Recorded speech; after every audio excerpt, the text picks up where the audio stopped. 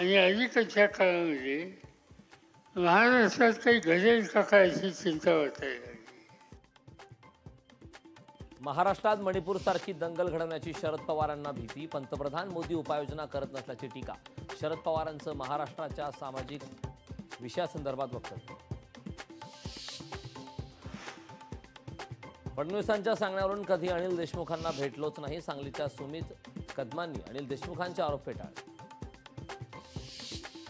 आरक्षणाच्या तोडग्याचा पवार फॉर्म्युला जरांगेंनी फेटाळला. सत्ताधाऱ्यांना अजूनही शरद पवारांबाबत संशय. शिवसेनेच्या नेत्यांकडून चंद्रकांत खैरेंची फिरकी. मातोश्रीवरून संभाजीनगर पश्चिमची उमेदवारी आणूनच दाखवा. चंद्रकांत खैरेंना संदीपान भुमरे आणि शिरसाटांचा टोला. राष्ट्रवादीचे आमदार चेतन तुपे घरवापसीच्या तयारीत. घरवापसीच्या चर्चा मात्र चेतन तुपेंनी फेटाळल्या. राज ठाकरेंकडून पुण्यातील पूरस्थितीची पाहणी. पूरग्रस्त पुणेकरांनी राज ठाकरेंसमोर मांडलं गाऱ्हाण.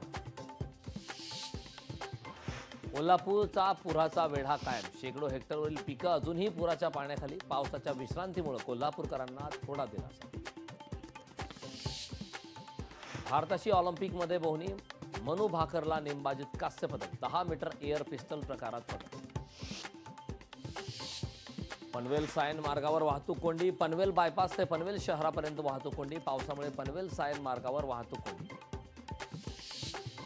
नालासोपारातील लखोबा लोखंडेंच्या पोलिसांनी आवळल्या मुसक्या. 25 महिलांशी लग्न करून फसवणूक करणारा अखेर अटक.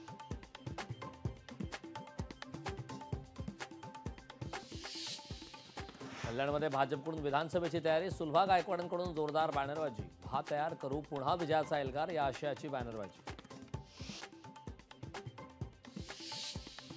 खासदार शाहू महाराजांनी केली पूरग्रस्त भागाची पाहणी. आजरा चंदवड कोवाड येथील पूरग्रस्तांच्या व्यथा घेतल्या जाणून. कर्नाटकातील शेतकरी बंदूक लावून उधनेतील पाणी पळवतात. भाजप प्रवक्ते लक्ष्मण ढोबळेंचा गंभीर आरोप. हिंगोलीत काँग्रेसमधील गटबाजीचा वाट्यावर. मेळाव्याकडे आमदार प्रज्ञा सातवांनी फिरवली पाठ. मेळाव्याच्या बॅनरवरून प्रज्ञा सातवांचा फोटोही गायब.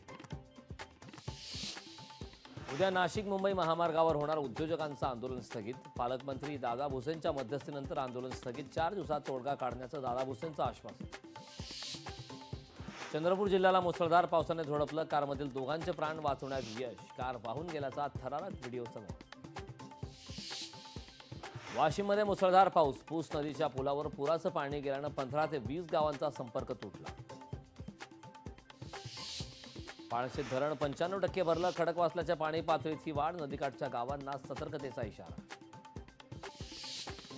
भंडाऱ्यातील जिल्हा सामान्य रुग्णालयाला गळती. निकृष्ट बांधकामाचा फटका सर्वसामान्य नागरिकांना.